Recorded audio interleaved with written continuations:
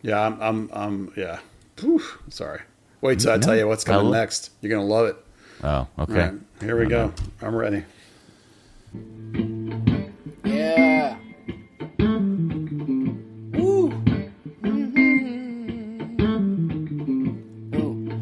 Third Degree, the Third Degree Net Podcast. Third Degree, the Third Degree Net Podcast. Third Degree, the Third Degree Net Podcast. Third Degree, the Third Degree Net Podcast. Third Degree, the podcast, is brought to you by Soccer 90. New MLS gear has arrived, y'all, including a brand new FC Dallas Till I Die scarf, team patches, and tees. Check out the new arrivals and make Soccer 90 your source for FC Dallas and North Texas SC gear.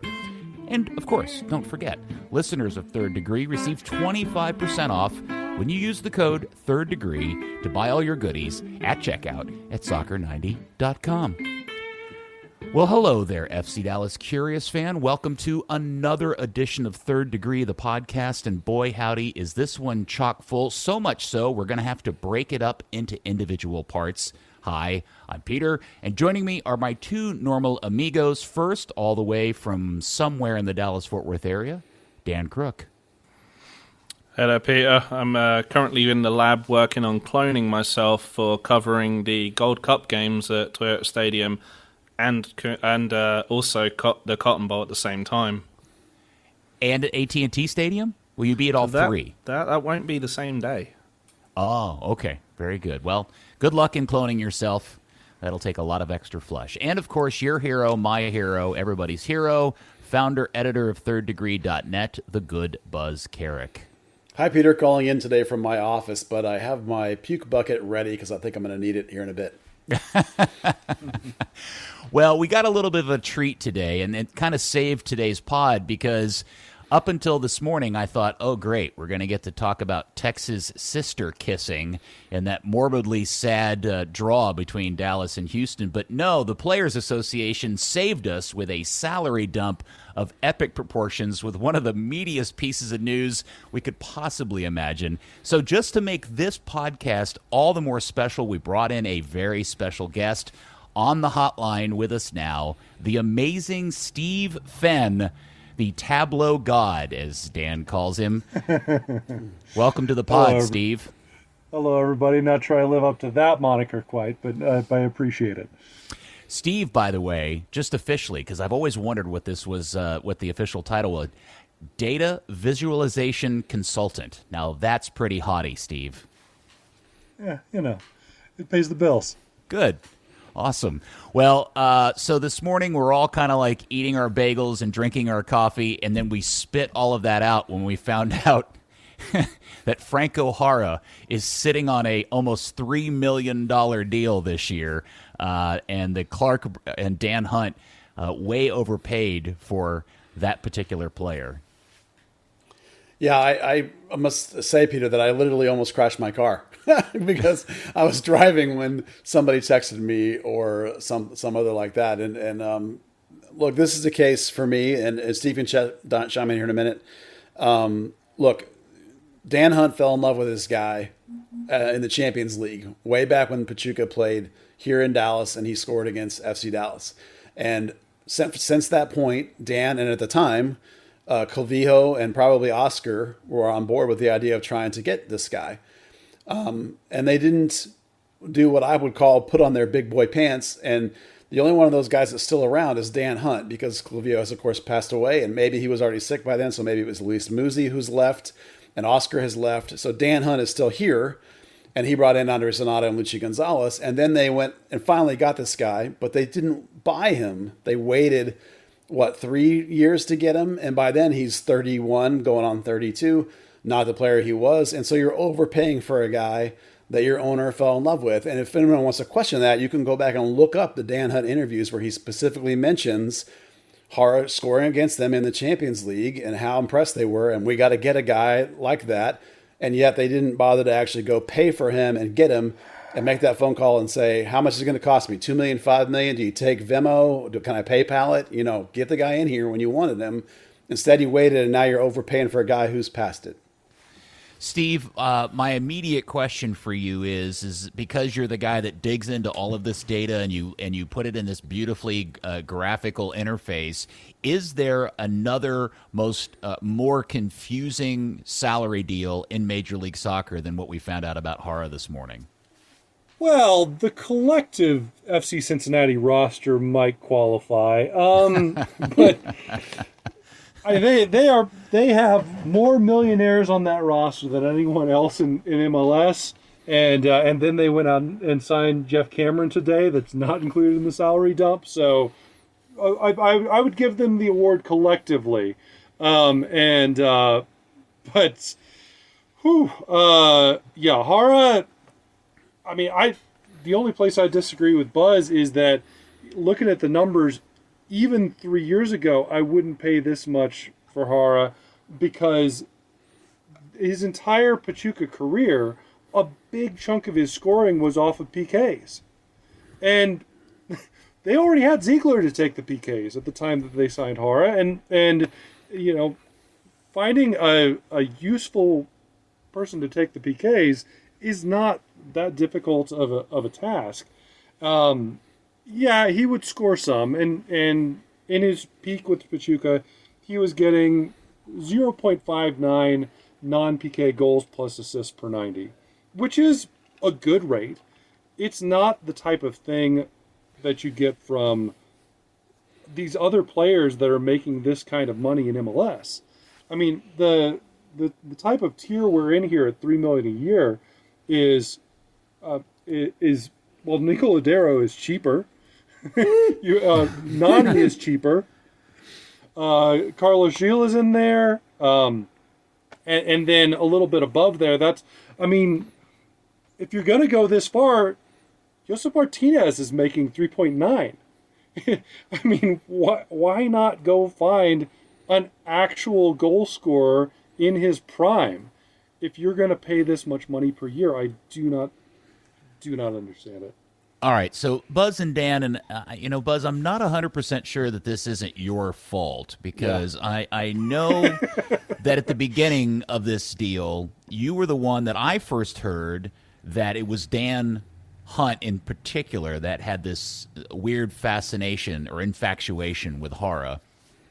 And we talked about it on the pod a long time ago, or you said it on our radio show however long ago, and that kind of stuck. And now it's grown to such proportions that I see it tweeted as just common fact all the time that, this was Dan Hunt's baby. He drove it. He's the one that insisted they sign this guy, and he didn't care how much it cost. But I am, and I know that you've referenced some videos where he brings it up and stuff, but Dan says stuff on camera and on radio that's utter bullshit all the time. So I'm really serious wondering, do we really believe that the Franco Jara $2 million plus a year deal is singularly the doing of Dan Hunt? Well, first of all, if you want to talk about absurd signings, we could also throw in the name from Inter Miami, the Pellegrini guy who they have had to now loan out. But I'm sure that if you went to FC Dallas now, to Dan or to Lucci or to Zanata, any of them would give you a textbook answer about the entire technical staff, evaluating Jara and all that stuff. But the bottom line is, from when they first saw him, as I mentioned before, the only person that's left is Dan Hunt. Muzi's gone, Clavio's gone, and Pareja are gone. The only person with any responsibility for signings that's still here is the owner. And so it took them till, the end of 2019 to actually, or was it's even partway into 2020 before they could get the guy. So you're talking about, is that 4 years of waiting for a guy? The only guy still around is Dan Hunt. So you may get them to say, and they might even plausibly admit that Lucci signed off on the signing. I'm sure he did when the owner tells you this is what he wants. I'm sure Zanata is the one that got the deal done when your owner boss that just hired you tells you to go out and get a guy. I'm sure they were on board on some level. But like Danielson, who at the time, for sure, 100% got buried on Steve Morrow without Morrow wanting it. And Morrow fought tooth and nail to make sure that guy only had a 1-year deal.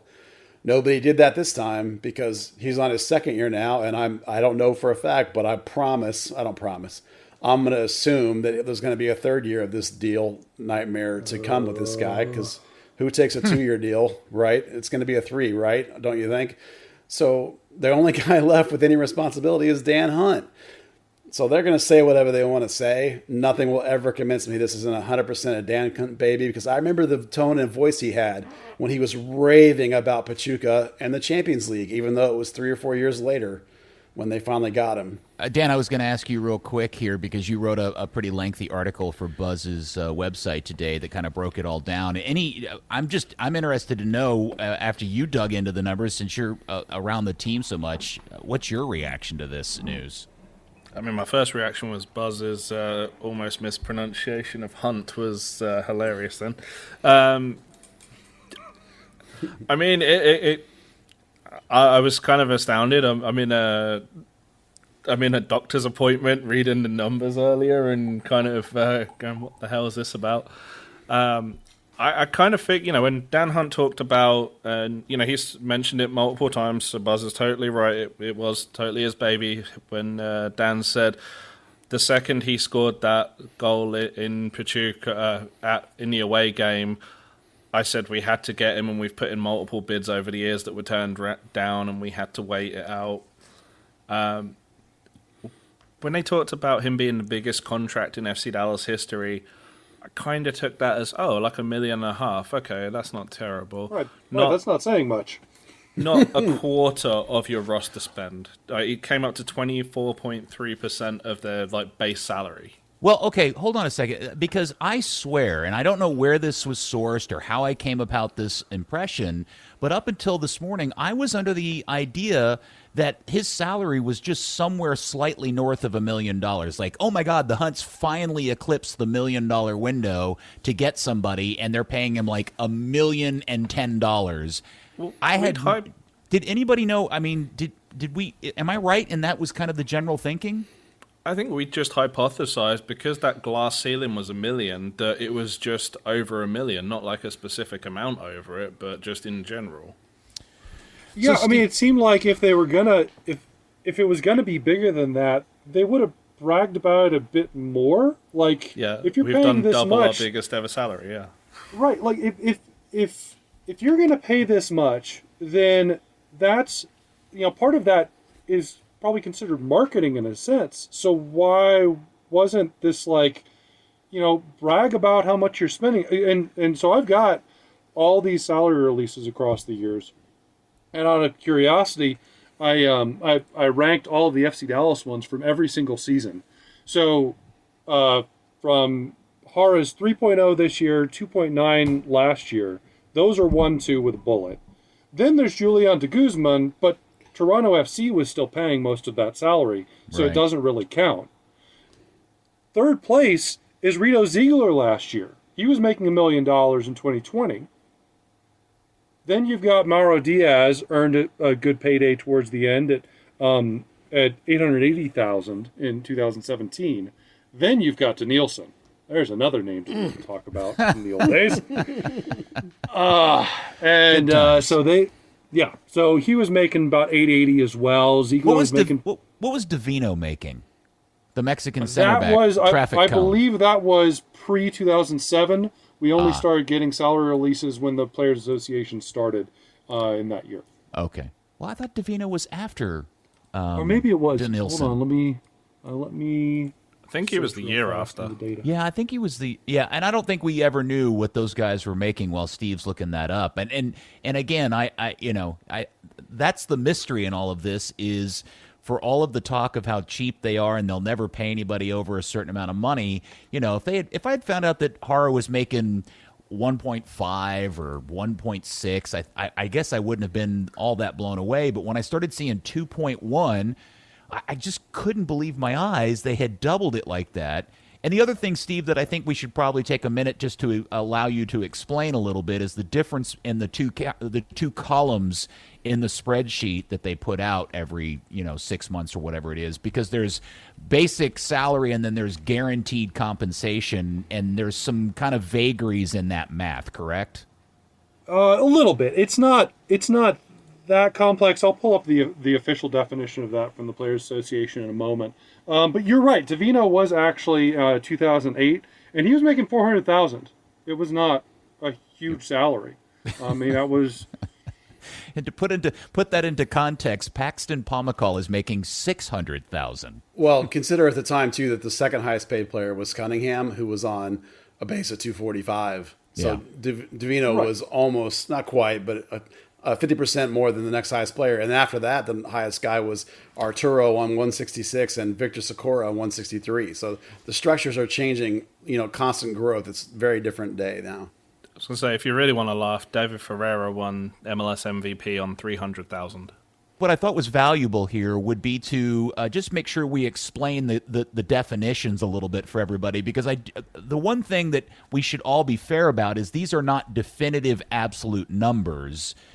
There are some kind of the guaranteed compensation is kind of the average of the entire deal, including any bonuses or signing bonuses along the course of the deal. Correct? Right. So the guaranteed compensation includes the base salary and all signing and guaranteed bonuses annualized over the term of the player's contract, including option years. So they're taking and all of this. I've spoken to the MLSPA about this directly. All of this is taken straight from contracts. Now, you and I know, if you speak to a player, you speak to an agent. Lifting a number directly from a contract isn't total hard and fast truth, because all the different clauses that can be in there, and so the two numbers are really there to try to convey that there is some vagary, but I don't really respect it when and owner, I think Merritt Paulson came out and called something BS and stuff like that, and perhaps something got renegotiated after things were compiled for release, but these are numbers taken straight from contracts. And Okay. There's some gray area in some interpretation of it, but they're real numbers.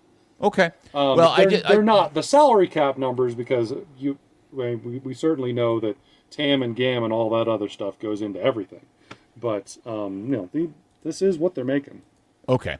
All right. So the question I really have now, Buzz, is there were a bunch of numbers in here that kind of blew me away. I'm wondering, beyond the Franco Jara thing, because I'm not really sure what else to say about it other than, I'm fascinated to see how much longer this goes on based on his performances of late. Were there any other particular numbers for anybody that really kind of caught you off guard for Dallas? Not particularly. The thing about Hara is now you can understand why we said that he was going to play, because of how much he was getting paid, and why Cobra got dumped without any real competition. You can see it now. Hedges is higher than I expected, considering that he's not a DP. That means there's a big bite in on him. The other one that jumped out at me is that I thought Brisson was going to take a pay cut, and he did not get a pay cut. What I think must have happened was that he must have had escalators in his contract that were going to be significantly higher, and so this is a pay cut relative to that. O'Brien is making starter money that he clearly was intended to walk in and play. Freddie Vargas, as a corollary, is not making starter money. He makes like homegrown kind of money, which underscores the idea that he was a player that they thought they were going to develop, not walk in and start, which is why left wing is still open in a lot of ways, and both Paxton and Jesus make starter money. I kind of use Ryan Hollingshead as the base of what a starter money is, since he's like the lowest paid of the guys. Jimmy Maurer deserves a raise for sure. Emma Tuamasi's on a Generation Adidas contract, which is why his is higher than you would expect, because those guys get paid pretty high when they sign early in college like that. Same with Brandon Cervania. His number is higher than most homegrowns because he got signed out of college as a freshman. So there's a high demand there. And you can do the same thing at Thomas Roberts being a highly coveted homegrown at the time he signed, versus Tanner, who was a little bit less highly coveted. And then you can see like the Dante Seeley hype versus guys like Edwin, for example, or Pepe, or even the guy that just signed, Benny, who are basically guys that are just the minimum at the time they sign homegrown contract. And then some of them have escalated a little bit, but Benny obviously is brand new. So Everyone's in tiers, and you can see all the positions and how much they rate and kind of where they get paid. Ryan is an outside back, is one of the lowest of the starters. And so Dallas has these salary slots and position arguments that they make with these players. Like, are you a starter or are you not? You're going to get paid this or that by where you play on the field and whether you're a starter or not. So you can read a lot into these numbers. All right, so Steve, I'm really fascinated since, again, I'm assuming that this is what you've been spending the better part of your day on. Where does Dallas grade out in comparison to other teams and how they've balanced their salary cap or how they pay their players? Outside of Hara, I kind of like it. I mean, Matt Hedges as your second highest paid player, great. Acosta is your DP. Okay, he's gonna stay a DP because of the transfer fee that they paid for him. You see that $700,000. Some people might think, oh, we can buy that down if we want to get a third and then a fourth DP. That's actually not the case, because I think they paid $3 million for him at the beginning when they brought him in, and that gets prorated towards the cap number to determine whether you could get below the DP range. So I don't think he's gonna be able to avoid DP status throughout this contract. But and side note, thank you, Brian Acosta, for quitting shooting so darn much. He's actually looking like he's worth having he's worth that kind of money if he keeps this up and stays disciplined, and isn't just pulling a Baggio and tossing it in the stands all the time. That's not entirely fair to Baggio. Don't jinx but... it. Don't jinx it, Steve. All right, it's going pretty good so far. Any other particular highlights or lowlights out of the different salary stuff that got dumped today by the Players Association? Well, FC Cincinnati's just a joke. They've got more millionaires than anybody, and hardly anything to show for it. What surprised me most about the 2021 dump overall is that the overall payrolls of the teams are so much closer than they ever were before. Like, you've only got one team that is less than half of the most expensive payroll team in the league. And usually you've got, a few big spenders and then a huge drop-off. But it's a much more gradual descent as you go through the league right now, which is, kind of refreshing. We don't have... And of course, everybody wants to talk about the haves and the have-nots. And after Alexi Lawless retweeted me this morning, the comments got much dumber. But I'm sure that's just naturally what happens when he inserts himself in anyway. But so right now we've got Miami paying almost $18 million for their roster. And the other end of it is Vancouver at 8.7. And yeah, that's a big difference. But if you look at the graph, it's such a gradual step down the whole way. Mm-hmm. Whereas in a lot of previous seasons, that highest spending club is doubling the majority of the league. It's just a very different world now in how all of the teams are being somewhat aggressive on some level. And if Dallas had been, sensible and gotten Hara for a number that made sense, they'd be further down the list, but they'd be a better team probably because they wouldn't feel so compelled to keep him on the field so darn much. Or, if they had gone out and spent the same amount of money on a really good player, that would have been even better. But, that's been the most striking thing to me. We're now at a point where 9% of MLS players are making over $1 million. You go back a decade, and that's like 1-2%. And when they started releasing these things, almost 70% of players were making less than 100,000. Now it's only 30% of players on that kind of salary. So it's gotten so much healthier.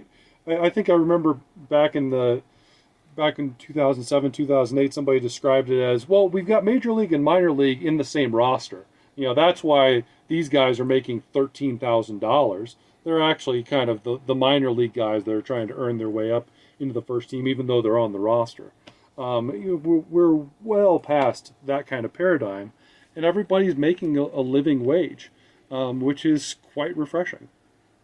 So, Dan, one of the things that I thought was interesting in the numbers, and you brought it up in your article today, and I don't know if you'll know the answer, but maybe Steve does, is the stunning amount of money that Dallas pays specifically to homegrowns. It's almost as much as they pay Hara for, what is it, like 11 different players? It's 13 with Nicky Hernandez and Colin Smith left out. But yeah, little over $2.5 million. I mean, I'd love to see, what the percentage spend of all the rosters are for homegrowns. That'd be a hell of a deep dive. But Dallas keeping close to a quarter of the, at least the base salary. Obviously propped up by Sylvania, by Jesus' $550 and Paxton $600,000. Yeah, that was fascinating. Steve, does anybody else come even close to that in terms of how much they pay homegrowns? I don't know. Like Dan said, it would be a bit of a deep dive because the salary data is just name, club, position, numbers. So I don't have homegrown status as part of the data in the first place. The guys on American Soccer Analysis, their Analysis Evolved on Twitter. They're doing some work right now to try to join these data to other data, and so that might make that kind of approach easier. But just given the amount of homegrowns, it seems pretty unlikely to me that others are going to be paying anywhere near this much, especially if you don't count guys who started homegrown and then hopped around the league. They don't really count towards an overall homegrown salary, I don't think, in my mind. But no, it's got to be that Dallas is paying more for the homegrowns than anybody else. I do want to make one other note, because 2020 just kind of got slipped in there and nobody was looking at it in the season. Thiago Santos was making $840,000 last year. Right. That's something that it's not natural to dwell on right now because he was here and gone, but at least I'll give the front office kudos for getting something for him on the other end of that. I mean, they paid some to get him. They paid him while he was here, but it wasn't a wash. They actually made some money back on it, which is kind of amazing. Yeah, real quick question about that. So if Dallas is paying $10.7 million for their salary in 2021, I haven't seen it anywhere else. What was their salary number last year? 2020, it was 12.4. So it dropped $2 million almost from 2020 to 20. Right, and because Rito was making $1 million, Thiago Santos was making $840. Santiago Mosquero was making $640. Another one I'm glad to see the other side of. Pablo Aranguiz was in there. That was listed at $520, but he was out on loan the whole time. So that Fafa. Fafa was at $430. Barrios was at $560. So that's quite a few $500,000 plus guys, or Fafa being near that. So if Dallas that left in the offseason. If Dallas is I think I counted this correctly, 17th in the league in salary this year. What place were they at 12.4 in 2020? Do you know off the top of your head? In 2020, it would have been, if you go to the Tableau dashboard, if you click in the bottom corner on one of the bar charts, it changes the main graphic to the next year. So let's see, towards the middle. So let me count it off. TikTok. You're listening to 13th. Live coverage of Steve Fenn counting on the podcast. They were 13th. So we were okay. right at the middle. All right. My only other note here, because I know, Steve, we only have you for a limited amount of time, is I'm looking at your graph. By the way, these Tableau graphs are amazing because they make it so much easier for simpletons like me to understand the numbers. I'm really blown away at how far Seattle has fallen down the list in total compensation. Because if you had asked me prior to today, I would have assumed Seattle was still somewhere right up there with Toronto and the Galaxy. But now they're literally closer to Dallas than they are the top of the list. Well, again, keep in mind that where they fall on the list isn't quite as important MLS has always been more about how smartly you spend your money than how much money you spend. I mean, we all want to talk about Beckham and about the others that came in as hugely expensive players, but especially Beckham, most of that money is going towards marketing. And yes, he helped a great deal on the field, but the way that the salary cap is structured, you have to make some level of sacrifice, even when you get a big salary cap discount on a DP, by investing a lot of money in these other places. And so, I've looked at correlations between total payrolls and points per game in regular season. They're almost nothing. You have to be smarter in how you spend your money, not just throw money at the problem. And unfortunately, Dan Hunt has managed to both throw money at the problem in a stupid way and be towards the lower half of the list of teams. But Seattle has got some real bargains in there, even when they are spending a fair amount of money. So we already mentioned that that Nico Ladero is cheaper than Franco Jara, but you go further down the list, Rui Diaz is cheaper than that. Right. Rui Diaz is only making 2.1. A few years ago in MLS, you think about 2.1 as an exorbitant contract, but MLS inflation is far outpacing inflation of the American dollar, and it's just a very different world now. And Seattle is hitting on these guys that are not hugely breaking the bank, and getting real difference makers out of it. I think just to kind of jump off the idea of guys that are bargains and smart trades and bad spending.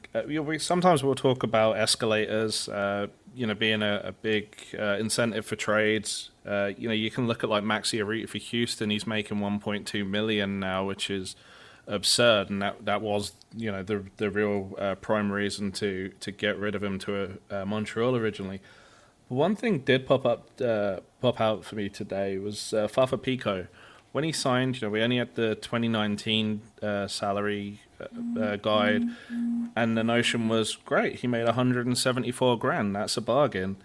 His escalator was $270,000 raise to get him to $430,000. He's now a $500,000 player. Like, you can see with that, Barrios, Mosquera, everyone else, how these escalations in the salary really dictated how FC Dallas wanted to dump that salary and get away from that 12 million number for really not a whole lot of production to get down to at least the 10.7 for.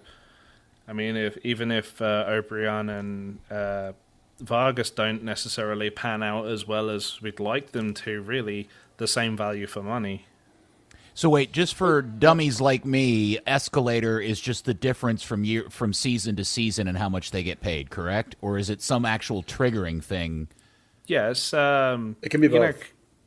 So for example, Paxton's contract had him get $100,000 a raise this year, and when Buzz initially started talking about the contract, he said, you average it out to, I think he said it averages out to $600,000. So next year it'll go up again, maybe $700,000, and then that keeps that $600,000 average across the first 3 years. Yeah, it can be a raise that's built into the structure. It can often, when you have option years often jump, because it's like, if you like me enough to keep me, you're going to have to pay me more. And then also raises can be triggered by things like appearances or goals scored. In addition to bonuses, they can trigger raises too. It just depends on how the contract's structured and how much the player's willing to bet on themselves. Like Brian Reynolds, for example, his contract had huge bonuses and escalators based on percentage of starts, because they weren't 100% believing in him when they gave him the new contract. So it just depends on the player. I just want to make a couple other quick points before I've got to go. So I was looking at some of the underlying numbers beyond the salaries, and O'Brien had some really good performance for Rio Negro before he joined FC Dallas. Some of those numbers look a little better than they actually are, because he had a lot of PKs. So he scored 13 goals for them in that season, but 5 of them were from the spot. But he was producing an assist or 2 as well, and he was producing quite a few goals from the run of play anyway. So there's some decent underlying numbers on O'Brien coming in. Although I also kind of suspect that Dan, like with Hara, probably analysis teaches us to look at to figure out what the wrong numbers to look at are and try to find something better. So raw goal counts are going to get skewed by the PKs, which are a different skill than scoring from the run of play. And so Hara looked much better when you didn't remember that all of it was coming from the spot. O'Brien looks better in the same way, but he had better underlying numbers in terms of his production. And so I'm more optimistic on O'Brien going forward. But I also, it feels to me at this point that to get consistent offensive production, help us, Ricardo Pepi. You're our only hope. Like it's got to come from within. I just don't have faith in the front office anymore to go get the deal done. I mean, they've hit lightning in the bottle a couple of times with Castillo and Diaz back in the day, but looking at the roster right now, we need the youngster to come in and at the very least motivate Hara to do what he can and then take over for him and show the old guy the door. I don't think you're going to get any disagreement from the rest of us. The last thing I wanted to ask you real quick about the overall salary dump, just as I, again, look at your tableau and the graphics, is it just too simplistic for me to say that Philadelphia looks like their front office has handled their salary situation better than anybody else in the league, and it's not even close? I'm a little biased because I've actually had some conversations with folks in that front office at times. I have not consulted to them directly, but I have been impressed with what they've said to me about their approach to things, and they have actual mathematicians on the staff who seem to be doing a really good job of salary cap work. So I think the Philly is doing a good job. I don't know what to make of Austin yet. Got to remember they're starting out their season entirely on the road, and it hasn't been bad results, but their underlying numbers aren't great. We'll see what happens with them going forward. But looking at the bottom of it, Philly's impressive. And San Jose as well. I think is but it's so hard to say based on what we're seeing on the field. Only a couple of games into the season, but yeah, Philly does stand out as they built a good roster for cheap. I think Austin deserves credit for getting Pulisic on $64K. That's a monumental achievement. Had to take the fake Pulisic, but you got a Pulisic on your roster on the cheap. Huge. Definitely. How do we get the fake horror? Is there another one? There would be. Excellent. All right, well, Steve, anybody got any questions for Steve before we let him go? No question. I just love these tableaus. I think you do an amazing job on them, Steve, so thank you. Thank you very much. Thanks for having me on, guys. It was fun. Yeah, Steve, thank you, and you're welcome back any old time, all right? Appreciate it. Take care. Good evening. All right, when we come back with part 2, we'll talk about kissing your sister. Third Degree, the Third Degree Net Podcast. Third Degree, the Third Degree Net Podcast. Third Degree, the Third Degree Net Podcast. Third Degree, the Third Degree Net Podcast. Hi, everybody. It's Buzz. Just wanted to give another quick thanks to Steve Fenn for coming on the podcast. And if you enjoyed that or any of the rest of the work we do, please consider supporting us on Patreon, patreon.com/thirddegree. We'd love the support. Now it's time to get back on with the podcast in part 2. Okie dokie. Welcome back to part 2 of this new edited version of the podcast. We got so much to talk about. Buzz, did you say this is episode number 110? 110, yeah, 110. Look at us go. Which will then take us to the dump of a game between FC Dallas and Houston, which was a mighty, messy, sister-kissing fest of a draw.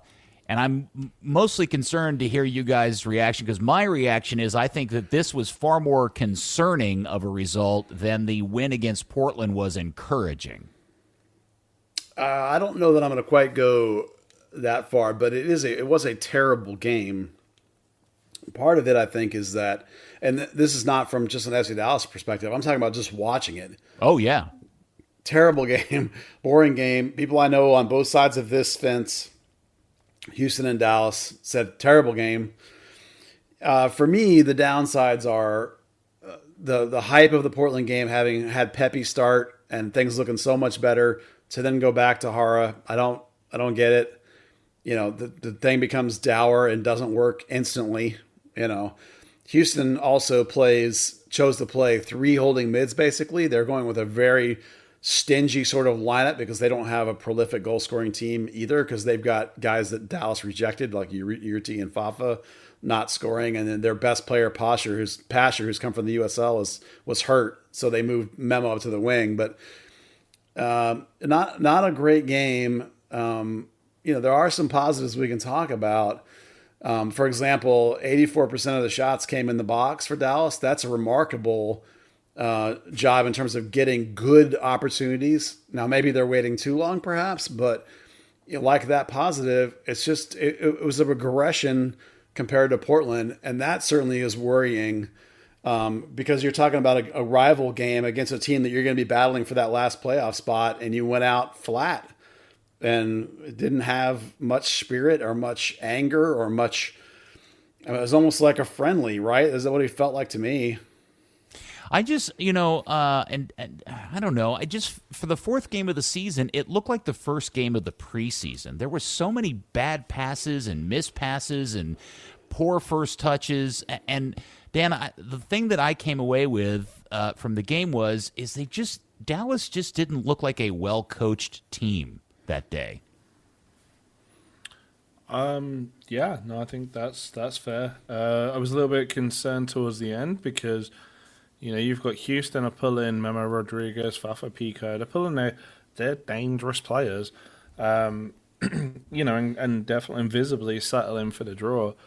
Lucci's making attacking substitutions, and as my cat is destroying stuff, Lucci's making attacking substitutions, and yet the play is regressing. They're getting more defensive. They're getting, it was like you say, it's preseason. It's 2 teams that were very happy for a point. I think the part that worried me most wasn't even the game itself. It was afterwards. You've got Tab Ramos talking about he was disappointed, with the game. You've got Lucci talking up all the positives like it's a win. And it was only really until Paxton comes on, and, we know Paxton, he doesn't beat around the bush. He speaks his mind and was like, yeah, that was crap. I want to hear the coach sort of say that was unacceptable. That, the only time you play your biggest rival, a team you're going to be battling out for a playoff spot with at home, should be 3 points every time. But isn't that a reflection of a guy who has, in Lucci's situation where he really is desperate to retain some level of relationship with his players, and he just can't afford to do anything verbally to lose the ship, and that's a reflection of him just refusing to throw players under the bus. I mean, that all of those little pieces come together, make that up, right? You don't have to throw players under the bus to say it was a bad performance. You don't have to be Jose Mourinho picking out individuals. You can say, as a team, we win. As a team, we lose. As a team, we were crap today and gifted an inferior team a point. I do wonder from time to time, and this is probably the nature of Lucci being young. We've pointed out that was a problem, that he was inexperienced. A lot of times, veteran coaches are very aloof from the team. They're very separated from the team. You even hear of some coaches that don't run training. They stand on the side and just watch. Lucci is very involved in running training. Now, he lets the other coaches run like the first drill or two. But then once you get into the team thing, he's very, very involved, very talkative. I mean, you hear him on the sideline when the stadium's empty, right? He maintains these very close relationships with players. I do wonder at times if it's almost a detriment to him, that he needs some aloofness. We saw the way, for example, Franco Jara reacted, with the disrespect last year. like that should never happen if your coach has enough respect from the players. So I begin to wonder sometimes what Lucci gets, very preachy like he does, if people don't tune him out, if he's very chummy like he is and very likable like he is and wants to be friends with everybody like he seems to be, does that mean guys tune him out? At some point, do you need to be more like Bruce Arena or Bob Bradley and be an ass occasionally, or Peter Vermees and be an ass occasionally and be mean occasionally to some of your players? And I don't know that I've ever seen Lucci be mean to a player. There are some players that need mean coaches, and I wonder. Oscar Pereira did the most perfect example of what you're saying at a practice I was at. Kellen Acosta, they were practicing corners, and Kellen Acosta smashed 3 straight attempts into the first man. Oscar bitched him out in front of everyone, put the ball on the corner arc, delivered a pinpoint perfect corner, and then hugged him and said, "All right, that's how it's done." Now, I will admit that I have seen Lucci throw somebody out of practice and tell him to go sit. I did see that one time. So he will, granted it was Tanner, who's a kid, but, I do wonder if sometimes this is a factor. It's hard to chew a guy out when everyone's in this huggy, we're all family stuff that Lucci does. That's what I liked about Oscar's delivery. We've all had the Oscar Pereira death stare, and and he hugs it out with people as well. He knows when to drop a guy on his ass and when to pick him up, and it's maybe that balance hasn't come quite yet with coming through the academy and everything else. Well, it was funny because I was watching the Atlanta game, and they did a shot of Josh Wolf on the sideline. Now, Josh is a relatively inexperienced head coach. This is kind of his first, I think this is his first head coaching gig, at least the Major League Soccer level, obviously. But I thought it was interesting that he and Lucci are very similar in their just constant narration of the game. And then you turn on Bruce Arena or Bob Bradley or any of these other guys that just kind of stand there and watch the game, and they kind of interject as needed. And I think that is very reflective of just the quality of of the experience and the quality of that particular manager that is reflective in the team these days. Well, sometimes the team can be young, too, and need more of that stuff. But I think back to watching managers at all kinds of levels. I remember Colin and always had this little notepad in his hand, and he'd be writing down notes, during the game that he wanted to then work on that week or go over in the week. And he wasn't necessarily like, I'm going to get up right this minute and try and correct somebody mid-game. Now, he would get up and yell at people, don't get me wrong, but at the same time, he's taken a lot of that stuff. He wanted to make sure he got it down. So rather than try and correct somebody's, concepts and there's a difference between that. Hey, remember what we worked on this week? Let's do this thing we worked on, and saying trying to coach someone up in the game. Those are two different things completely. And that's my complaint with Lucci is don't coach somebody up in the game. Coach them up in training. In the game, remind them of the tactics. Hey, don't forget, we want you higher here, or don't forget, we're going to go at this guy, or shift formations now. That stuff's all welcome. It's the teaching during a game that I think is not. That's the extra that Lucci's doing that he should not be doing. But again, experience. It comes back to this with this guy. As much as there's things to admire about him, the inexperience is a massive, massive one. Yeah. So micromanagement in a way. Yeah. So back to the Houston game in particular, the offense just looked really turgid. And one of the things that so far after 4 games of the season that dawned on me that I can't quite figure out in my head, and I don't know if you guys have thought of this too, is it amazes me that Brian Acosta can have improved his game so much that we've all changed our impression of him, yet this team looks absolutely no different or any more dangerous than it did last season when he was playing like crap. Yeah, it's frankly the two of the best players on the team, other than Brisson until this game, have been Ricarte and Acosta, and yet they can't find the players up front at a consistent enough basis. And I still can't help but feel like remember last year how much we talked about how important outside backs were in this team. And right now, you're only getting one side of that. You're only getting Ryan when he's on the left. When he's on the right, you're not getting either one. When he's on the left, at least you're getting the left. So you're only getting either none or half of that width and that necessary build up the outside to allow you these other options. And that, for me, that's one of the big disconnects that's happening. The other is a lot of the plays going through Freddie Vargas. And as much as we think he has a potential right now, he's not producing what he did in the spring. The payoff's not there. And of course, the last one is for me, again, Frank O'Hara, who's playing as a false nine and doesn't have the fitness or the pace to get back. The key to a false nine is by dropping off, you're creating spaces. Either you or your wingers have to exploit that space. And Hara is not doing it. He doesn't have the fitness for it or the speed for it anymore.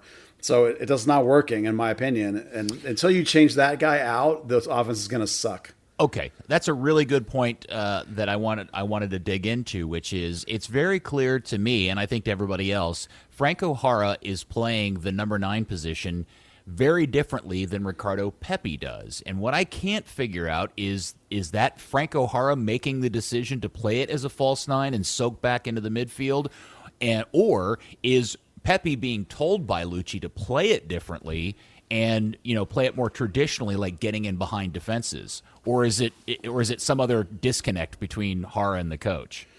Well, my assumption, and I've never gotten a chance to ask Lucci this because we don't get one-on-one with him anymore. My assumption is that they don't want to turn Pepe into something he's not, and what he is a pure high striker. So they don't want to make him do something different. And then Hara, this deep in his career, he is what he is. You're not going to turn him into something different. So I think it's a question of they don't want to have those guys play differently. Now, Jesus, we will know when Jesus comes back, he gets paid starter money, remember, so he's a more legitimate, in everyone's eyes associated with the team apparently, competition to be a real starter. And he also plays false 9-ish. So it'll be interesting to see when he's integrated in, does Lucci ask him to play like Pepe, or is he going to play false 9 like he tends to do, like he does with the national team? He'll be much more effective at it than Hara does because he has the explosive burst to be able to exploit that space that Hara does not.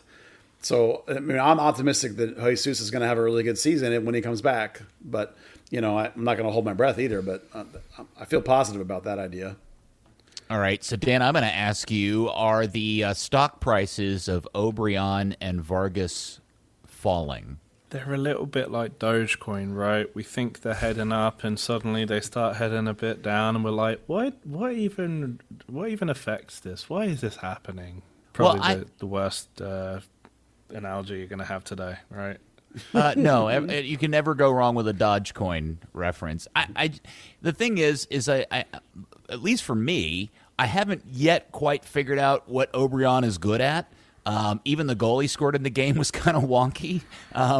And for all the excitement and kind of bravado that I thought Vargas had, we talked about body language and everything, I have to be honest and say I don't yet think I've seen him do anything of significance or super high value or create a really incredibly dangerous chance that I remember off the top of my head in these 4 games yet. And I do wonder if this is one of those deals where it's just going to take a lot of time to really flesh out if these guys are any good. Well, the thing is that Vargas did good things in the spring when he was facing the defenses that weren't as good. And obviously when you get to the regular season, things get tougher, the opponents get tougher. So it's not necessarily a surprise that he dropped off a little bit. Hopefully we see enough in him that we think he'll find himself. I think once he gets a game or 2 off and there's more competition there, I think that'll push him a little bit, and then maybe he'll get some late game appearances that might get him to unsettle some people. O'Brien, I'm actually fine with. He looks exactly like I expected. He's scoring basically the exact amount I expected. He's exploiting teams the exact way I expected. I didn't have any expectations that we weren't going to get like early O'Brien, early Barrios or early Castillo, where it was a little rough, but the pace is still really dangerous. And the pace catches people off of guards, and he's good for a goal every second or third game. That's basically what I thought we were going to get. So he just feels like such a disconnected piece of the whole thing to me, though. Well, there's absolutely a disconnect in terms of the team concept. Like when Hollingshead was on the right, they had major problems getting on the same page, and he still does that. Like they haven't all been together enough that he'll make a run and not get the ball, and he does a little more gesturing than I would prefer. But he makes runs and doesn't get it, or the guy thinks he's going to make a run and passes it and he doesn't do the run. But those things will get better with time. The pure stuff that's there, I think, is perfectly fine as it is. And as things improve, he'll only get better. He's already playing to the expectations I had. So if they get more out of him than what they're getting, that's going to be great. I mean, he's not the problem in the front three. It's the other two that are the problem. All right, well, let's go to the back line, and we obviously didn't have Hedges in this particular game. We got Martinez and Brisson, and after a host of weeks of us kind of like begrudgingly going, oh, Brisson's actually playing pretty well, he had a bit of a flat game. Boy, did he ever. Golly, that was definitely his worst game of the year. I mean, with Hedges back, I would imagine that there'll be a pretty tight competition there to see if Brisson can keep that spot. I don't imagine he will. It was a rough outing. I joked that maybe he read his own press, us talking about how good he was playing, because he sure came back to earth in a big-time hurry on that one. He should have been sent off as well. Yeah, frankly. All right, and then the most confusing thing happened in this game, and I don't know, I'm exaggerating when I say this. This may be one of the most confusing in-game decisions I've seen in the history of this club. When trying to, I think, go for a win, Lucci decides to sub in the new Hungarian guy that hasn't even been with the club for 48 hours, barely practiced with his teammates. He has Thomas Roberts floating around somewhere, not on the bench. And this guy goes out there and looks about as lost as a kid in an amusement park missing his parents. Yeah, I was surprised to learn that Lucci's a Euro snob. That's what it looked like to me. It's like they signed a player for Europe. Oh, damn. Get that guy in the game. I mean, he'd been there. Put me in the game next. Yeah, Dan, you're up. I mean, look, the guy had trained on Wednesday. I watched him jog around the field, and everyone said, "Yay, welcome to the team." Thursday and Friday, apparently he trained. Friday, if you've ever been on Friday is walk around. There is no training or drilling on Fridays. You stand on the field and you kind of jog at like 75%. So this idea that he watched video ahead of time and then those 2 days, 1 day training and 1 day walk around was enough to integrate you in the team is absolutely asinine. There is no way that guy was ready to play team conceptually with this team. And I watched a guy run around there with no idea how to play with his teammates. I watched dudes, Paxton in particular, literally look at him 30 yards wide open, hesitate, and then change his mind and turn back into the defense and not pass him the ball. And I know it happened 2 or 3 other times that I remember for sure. And Paxton was the one that I can remember who did it. No offense to Paxton, because Paxton looks better and better every game, and we know how good that kid is. So the point is, like, Thomas Roberts on Wednesday in training, now it was 1 day I saw him, but he looked as good in training as he's ever looked. That kid is on fire right now. And they left him off the bench to put Schoen on the bench. Now, I could kind of buy it if you'd had an extra spot and didn't have a guy that wasn't playing out of his mind. Back in the old day, you only had 4 subs or whatever. And you were like, okay, if I'm up 4-0, then I'll put him in and let him jog around or whatever. But the idea to force him in and perhaps have thrown away a chance to try and get this game back, because that's what it looked like to me. It looked like you were playing without a man. That's just one of the most ridiculous subs I've ever seen. And I don't care what anybody at the club tells me. It's a ridiculous sub. The guy should not have even been on the bench at all, because they were left with basically only, other than Paxton, they basically had Emma Tuamasi, was your only attacking player available. And he's not even an attacking player anymore. He's a right back now. So I would have rather seen him than Schoen 8 times a week in that particular situation. Stupid sub, horrible sub. Okay, so now I'm going to go into conspiracy theorist mode, because this also ties into the Haro over Pepe thing that we've talked about. Is it legitimate to wonder that Schoen's injection into this game was purely an internal politics thing and not necessarily Lucci's decision? Yeah, unfortunately, this is a quote-unquote big investment player. This is a guy that came from the Ajax system, right? This is a guy that's been blah, blah, national team, this, that, whatever. This is 100% to me. This is 100%. Here's the brand new big hype guy we've got. We're going to put him in as fast as possible. All right, here's the problem. Has anybody listening to this podcast even heard of this dude prior to him signing with the club? I never had, for sure. Of course not. He's from Hungary. Have you heard of him, Dan? You're the European fellow. No, I mean, just, some generic guy who was playing in the Hungarian league. It's kind of like, anyone from an obscure league. Well, that's why I joked that Lucci was a Euro snob, because the only thing I can think of was like, because he's from Europe, he must be really good. Let's put him in. Yeah, I was kind of confused after the game because I asked him on the press conference, like, hey, don't you think there's a bit of a risk, a guy that you've only seen train for 2 days to in a position where you're trying to win an important game? And he got real defensive about it. So he's trained on his own all week. He studied video before he came here. He studied video now, which doesn't help you gel with players at all. And he's fit. This is good. His ball work's good. And he showed us in that day that he joined us to the group. And then he kind of went off on a little tangent and said, we did the same thing with Ricardo. We did the same thing with Frank O'Hara. Neither of which are true.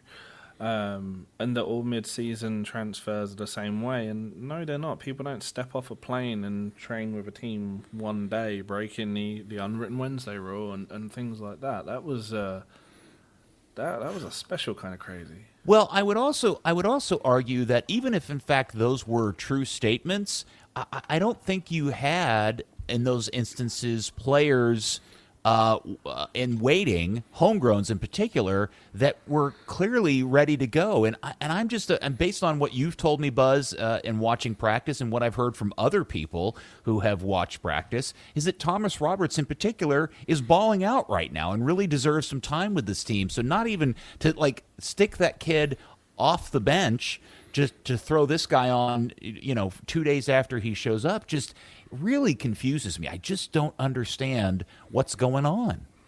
Yeah, Thomas looks right now as good as I've ever seen him look. And listen, everybody knows that I really like Thomas Roberts, so I'm sure there's some rose-tinted Thomas Roberts goggles on here. But I've had other people besides myself mention to me how great Thomas looks. And I've heard all spring that he's been great. And last week in particular, he looked phenomenal. He probably looked even better than Paxton did in training. And then he didn't even make the bench. I mean, I literally said to somebody that I was like, well, that is such a jerk move. Because remember, Thomas, twice now, he had a chance to go to Bayern last year and they said no and then didn't play him. And now again, this winter, he was trying to take advantage and line some stuff up for himself and get a loan. And they talked him into staying again. And again, he's playing lights out and training. And again, they're leaving him off the bench. So I don't know what the kid's got to do to get in the game. Apparently, it's speed from Europe, as near as I can tell. This is one of the most asinine decisions in my book that Lucci has ever made. It's unbelievable. I would, and maybe somebody that listens to the pod will come up with something more wackadoodle than this, but I literally thought about this since the game. I can't remember a more unusual substitution in the history of this club, even dating back to the Dallas Burn days, that was more nonsensical than this particular sub. The way the game was situated in that moment, the scenario, the options, all of it, it just didn't make any sense, and it just reeked of politics and everything other than trying to win a game. I mean, the guy doesn't even look that good, to be honest. And granted, tiny sample, and when he's been here 2 days, it's not fair to him. No, it's not. You're not fair to him, because I thought he was like, why in the world? This guy looks awful. There have been players that have come here that have literally spent a month trying to integrate and get, in which the coach is like, okay, now you're ready to play. And this guy walked off the plane and played. It's not like he's a 28-year-old prime of his career. He's like a 21-year-old prospect. What are we doing? I don't understand this one at all. I mean, I'm madder about this than I am about the stupid Haro contract, frankly. You can tell. Well, sorry, I'm on my soapbox today. Good defensive work, though. Yeah. Well, it was not a good result. It's one of those games that you worry will come back to haunt the team when towards the end of the season, when it comes to looking at where you are in the standings and where Houston is in the standings, and it also makes you wonder if Dallas and Houston aren't actually the two worst teams in Texas based on how Austin is playing on the road, which is like the most awful feeling, just terrible. All right, when we come back in part 3, we will preview Dallas up in Minnesota.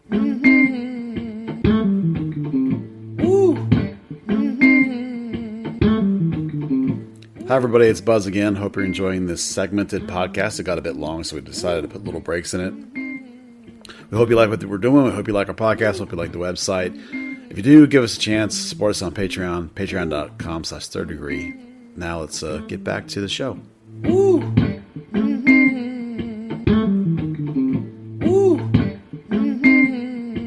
welcome to part 3 of Third Degree, the podcast. Yes, it was so stuffed we had to break it up into 3 parts. All right, so Dallas coming off their smelly, awful, goofy draw against Houston now have to travel to Minnesota, which got their first win of the season on Tuesday night. And I just want to throw out a stat for you guys because I was thinking about this. Lucci's away record. Lucci's away record since becoming head coach of this team is 5 wins, 6 losses. I'm sorry, 5 wins, 6 draws, and 17 losses. A total of 21 out of a possible 84 points. Wow. Not bueno. Yeah, I'm depressed now. Well, what I was thinking is, for a league that is infamous for everybody having a really poor road record, I mean, this isn't necessarily unique in this league. It is actually pretty bad. Yeah, that is pretty bad. It reminds me of his record in May, which was like 0 and something coming into this May. The problem right now is that Dallas has played 3 or 4 at home, and they don't have, they have just 5 points. So it's like usually the place they're really good, they're not really good. So it's hard to think that they're going to go on the road and be much better, to be honest. So what are we looking for when they line up in Minnesota on Saturday night? Well, here's the part of the show I think you're going to love. Hedges is back. He's clear to play. He's good to go. You would have thought after the last week's game that it would be an easy choice to set Brisson and put Hedges in. I did not make it to training this week. I was working Wednesday, but I've talked to a couple people, and my understanding is that you're looking at a back 3 again. Oh. I know. Yeah. I have finger gun in my mouth. Yeah. So, listen, I'm all in favor of getting Hedges back on the field. And other than last game, Brisson has been great. I get that. But remember, Lucci's doing this formation, basically, we think, to get Brisson on the field over somebody else. So here's the next question. If you go back 3, then who goes off and what changes? Now, ideally, of course, we would like to see a 3-5-2, 2 strikers and a 10. That way you have a third man in midfield. But that's not the formation we've been getting all this year. And so if it's going to be a back 3, which is what I think it's going to be based on the information I got, you're still looking at a 3-4-3. So which one of the 3 midfielders comes off is going to take Tessman off, right? Well, you would think. Because Tessman wasn't great against Houston. That's one of the ones we didn't talk about in the last segment. Right. Come on now, Peter. Remember what happened in San Jose? Who did he take off? Ricarte. He took off Ricarte. So what I'm getting and what I think is going to happen, and I could be wrong, but I think that he's going to sit Ricarte and play Tanner and Acosta as your double 6s in front of your back 3. Because, in the traditional back 3, you need 2 kind of holders there. The reason you want 3-5-2 is then you still get that extra attacking number 10. You get a 3-man midfield. So Lucci's sticking with the double 6s or 6-8 hybrids, whatever the hell you want to call them. So you're looking at basically the San Jose lineup. Now, I don't think Hollingshead will go back on the right. Now, because Nelson has not been great as a wingback, and actually Majoma or Tuamasi both look better as a wingback to me than they do as fullbacks. So I think you'll still get Hollingshead left and one of those 2 guys, probably Majoma right, because that actually fits into his game a little bit. Mm-hmm.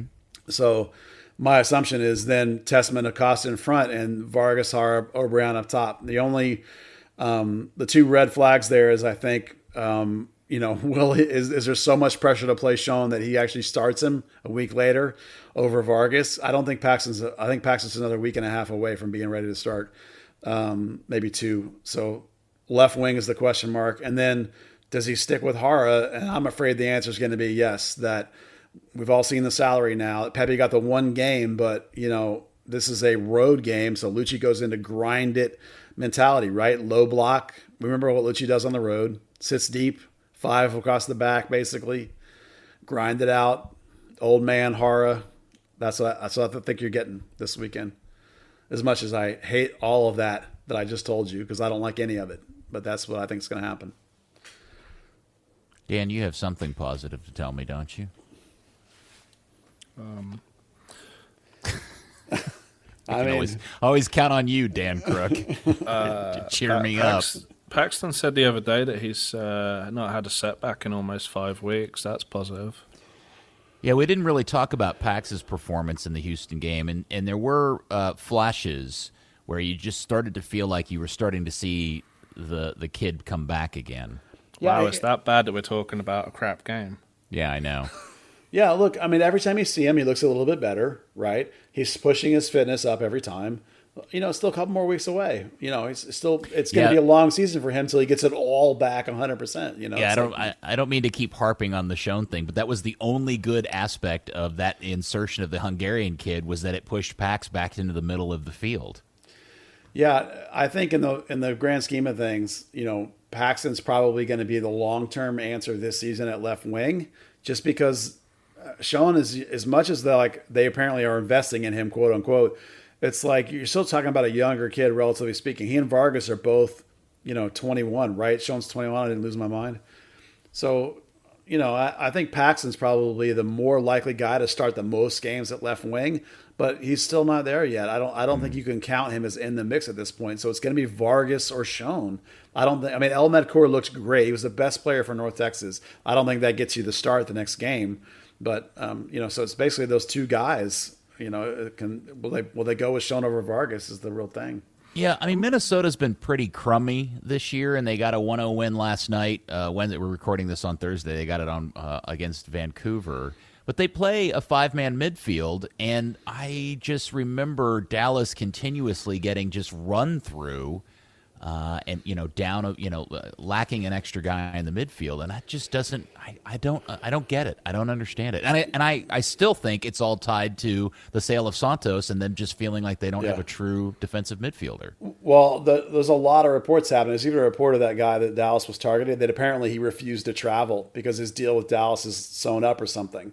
So he's gonna have to tell everybody what that's about. Since probably nobody knows what you're talking about. Sure, I can't even remember his name. He's a guy that's been linked to Dallas, and the reports coming out of South America talk about Zanata and the contract and like all this kind of stuff, and the deal is apparently so done that he refused to travel to Gremio, which is funny that it's Gremio. So like the team's now mad at him because he's out of contract in July. So the question will be, is Dallas going to wait till July to bring him in? Or are they going to pay whatever it takes to get him a month early as they sit around and wait for this guy to show up? Now, there's no evidence stateside. This is all coming from South America, except for the report that's in Aldea. Now, Aldea has sources that say that these discussions are happening. That makes it much more legitimate than it would be if it was just South American. So there's 100% stuff here. I don't have anything I can add other than what you can read in the paper on somebody else's internet. I just think it's funny that the deal's so locked up, the dude refused to play against Gremio. So, that's the question. Do you wait for July for that guy, or do you keep doing what you're doing with Acosta trying to 6? Playing great, by the way, but he's not a 6, pure 6. He's an 8. So, by the way, Schoen is 20, not 21. That's my bad. But, I don't know. You're right, Peter. They got overrun in the midfield. If they continue to play 3-4-3, those two wings have to come back underneath the striker.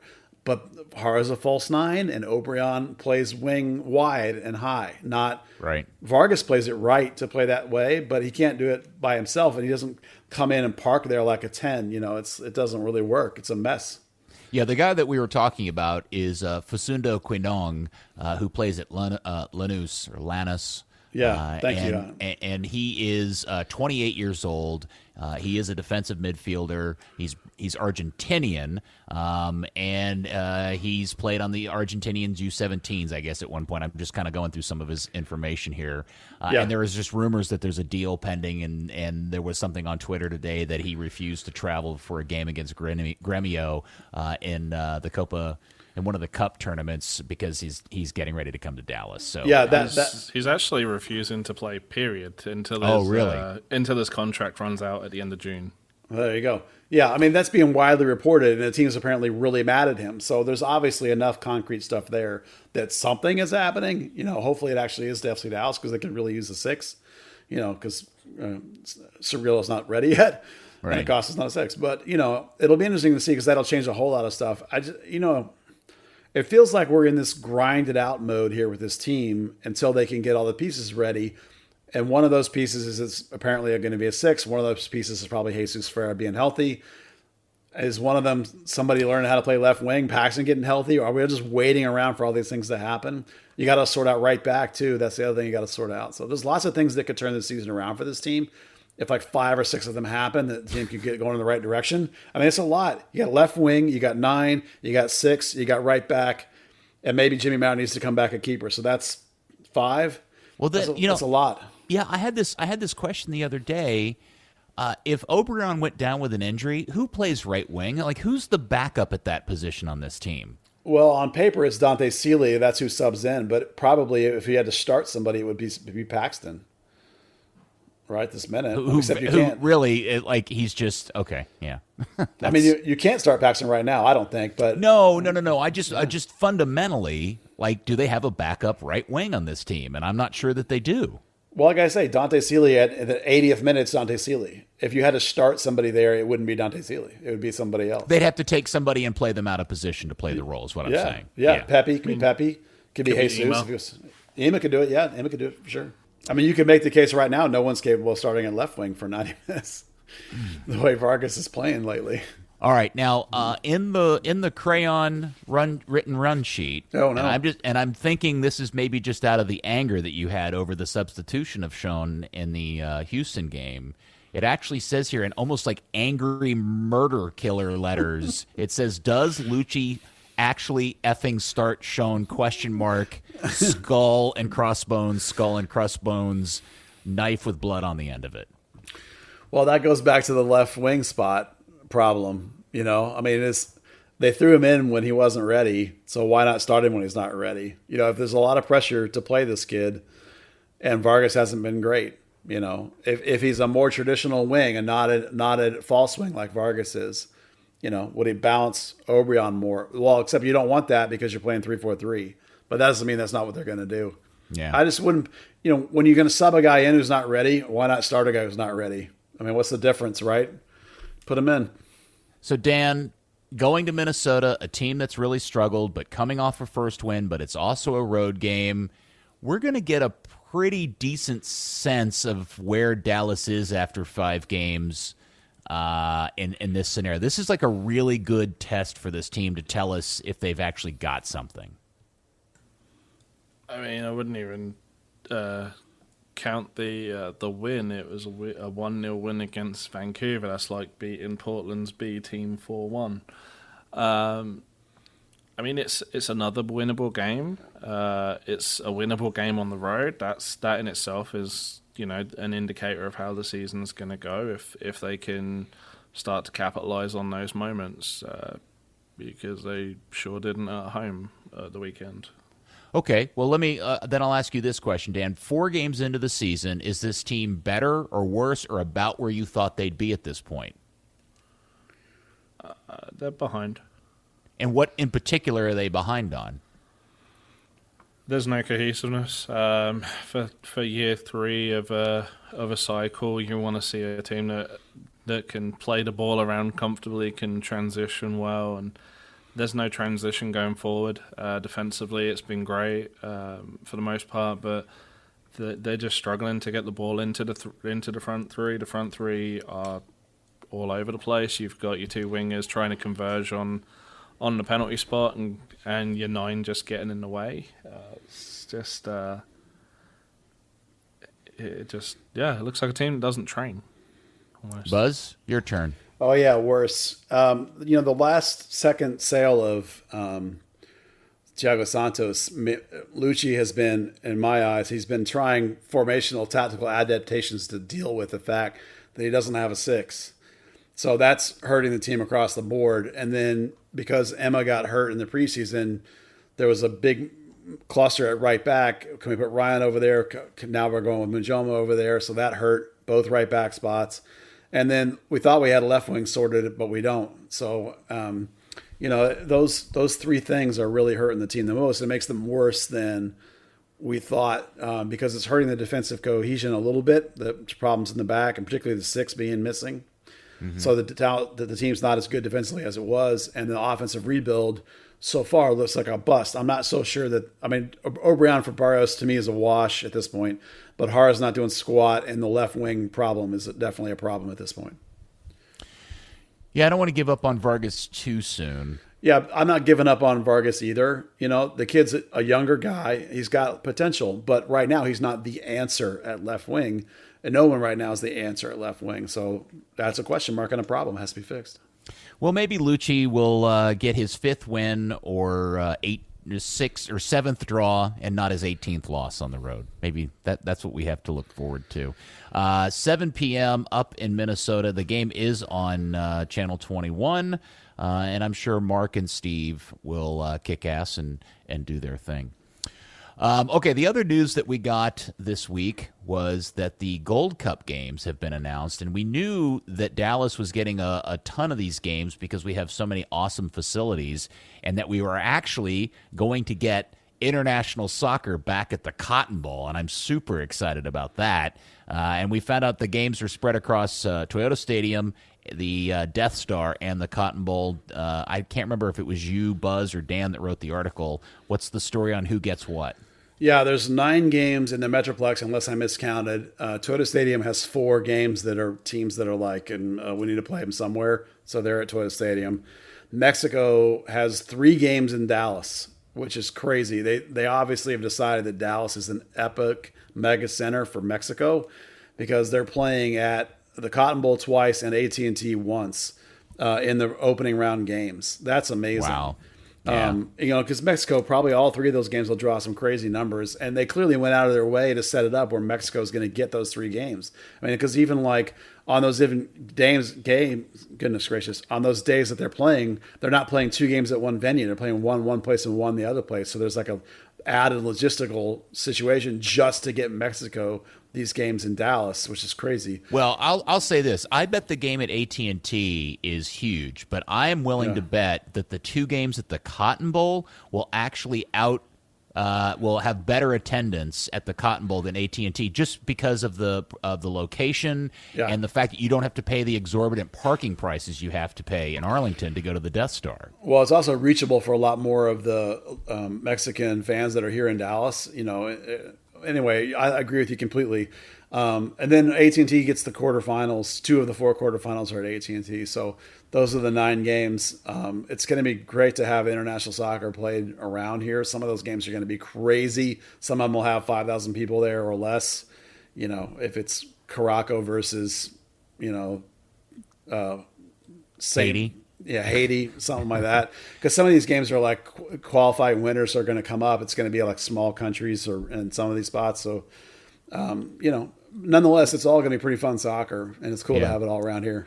The question Yeah, go ahead. I'm sorry, Dan. The question is that that last group game, Mexico El Salvador at the Cotton Bowl, does that outdraw the Canelo fight at the Death Star last week? Wow. Yeah. If the Cotton Bowl currently is a 92,000 seat facility, I believe, there is no doubt in my mind it will be sold out.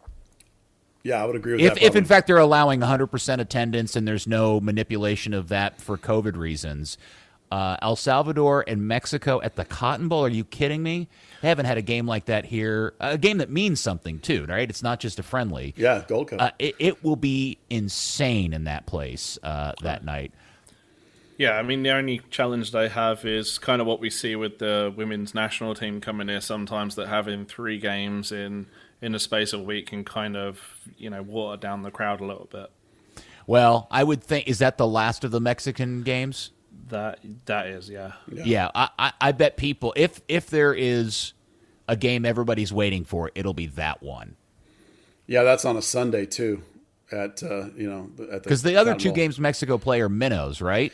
Yeah, they got Caraco on a Wednesday at the Cotton Bowl, and then before that at AT&T, they're going to have one of the preliminary winners at AT&T. So, man, I might have to put on my big boy pants and go to that thing because that will be an atmosphere unlike we've seen in Dallas soccer and probably, a really, really long time. Now, the quarters, my question is, does anybody calculate if there's any chance the U.S. will play a quarterfinal here at the Death Star? Oh, I didn't think to look at who might get in. Okay. That's a good question. Let's see. The Death Star games are 1C versus 2B. Oh, man, I don't have the groups in front of me. Yeah, so no, the answer to that is no, Peter. I did not. I can't tell you. Yeah, no, the US is in Group B, so Oh, yeah. chance. Yeah. Yes. Yeah. Because it's basically Group B versus Group C at AT&T on Sunday, July 25th. That sucks because the field dimensions and quality inside AT&T are just historically, maybe they'll do something different or crummy, but as long as those we talk about this, I don't know if we've ever talked about it on this pod, we've talked about it on the radio show, as long as the field level suites are in place, the field itself physically cannot be any wider than like 68 or 69 nice yards wide. And when they built the stadium with the World Cup in mind, the plan, we were told, was that they would essentially get rid of the field level suites so that they would have the space to do a proper, closer to 80-yard wide field. And the way that they lay that grass on top of that concrete is criminal. Andy and I have been down on the floor for, some of these games, for soccer games, and it's literally like playing on concrete, just with a layer of grass on it. It's not nice. So I don't think anybody likes doing it. No, but it would be nice to have the U.S. come to Dallas. I mean, we never get them here because it's like a road game, but, it'd be cool.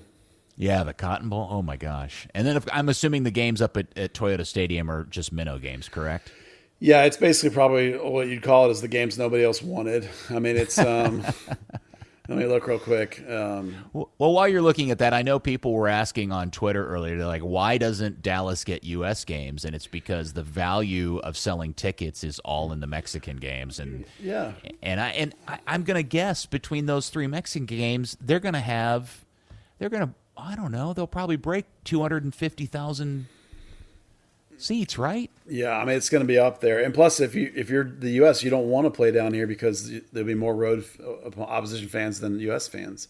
The games at Toyota Stadium are El Salvador versus Caraco, El Salvador versus a preliminary winner, and then Martinique versus a preliminary winner, and then Caraco versus a preliminary winner. So it's going to be a bunch of teams that are. Unless you're into one of those teams, it's hard to get like really excited about them. But some of those teams are pretty good. Caraco's pretty good, and so is El Salvador. So I mean, there's some good soccer to be played there. Someone's listening to this and screaming in their speaker, "It's Curacao!" Oh, is it I only know Curacao? that because of alcohol. Yeah. Well, here, if this is a safe space, I'll just tell you, I don't think I could point out where Martinique or Curacao are on a map. Oh no! I for the longest time I thought that country was called Blue Curacao for the drink. I really thought it was called Caraco. That's my bad, guys. I think that sounds better than Curacao, but Yeah. whatever. All right. Anything else that we need to touch on today, boys, in this ultimately depressing episode of Third Degree of the podcast? I'm sure there's something, but that's a whole lot, and I can't remember what else. It's all floated out of my head. There's some soccer happening that might not be depressing this weekend. MPSL kicked off last week with the Vaqueros going down to Temple and getting their asses handed to them. And this weekend, Denton Diablos kick off the season at home against KE, the Houston weird team. Fort Worth hosts Brownsville, both on Saturday. 7 and 7:30 kickoffs, so get out and experience live soccer. Maybe see a local team win for a change. Right. John Leonard wrote a nice season preview for the Diablos. Alex did one for Fort Worth last week. So, get prepped for some local soccer. And whenever you read an article by John Leonard, you have to read it in this voice like this to yourself, right? Sound a bit like Mickey Mouse then. I was waiting for the Oh shit, it's back to Dan's impressions. Yeah, I think we just had the cold open. Yeah. North Texas plays on Sunday, so they're at home too. So all right. Go team with no nickname. Yeah. They're playing Tormenta, who have no regional name. Well, don't forget, everybody, that Third Degree, the podcast, is brought to you by Soccer 90. The new MLS gear has showed up in the shop, including a super sweet FC Dallas Till I Die scarf. They've got the team patches and the tees. And check out new arrivals and make Soccer 90 your source for all your FC Dallas and North Texas SC gear. And, of course, just because you are very special, you know that, right, listener? You are a Third Degree listener, which means you receive 25% 25% off. A whole quarter of your purchase is saved when you use the code Third Degree at the checkout at soccer90.com. Dan, thank you for your time today and comedic wit. Thank you for your 3-part time today. It was very difficult, heavy lifting. Buzz, thank you for all your insight, sir. Oh, you're welcome. I was very angry today. Sorry. Oh, I love a feisty buzzard, man. I love it when you get passionate. And special thanks to Steve Fenn, the man with all the tableau goodness and his insights into the salary dump. It was great to have him on. And thank you, FC Dallas Curious fan. Oh, don't forget to buy your FC Dallas Curious t-shirt over at Buzz's t-shirt store, because I can't wait to see somebody wearing one of those. I may have to come up and give you a giant hug. Thank you, FC Dallas Curious fan. We will speak to you next week on hopefully a more positive and happy edition of Third Degree, the podcast. Wait, he's paid how much? Third Degree, the Third Degree Net Podcast. Third Degree, the Third Degree Net Podcast.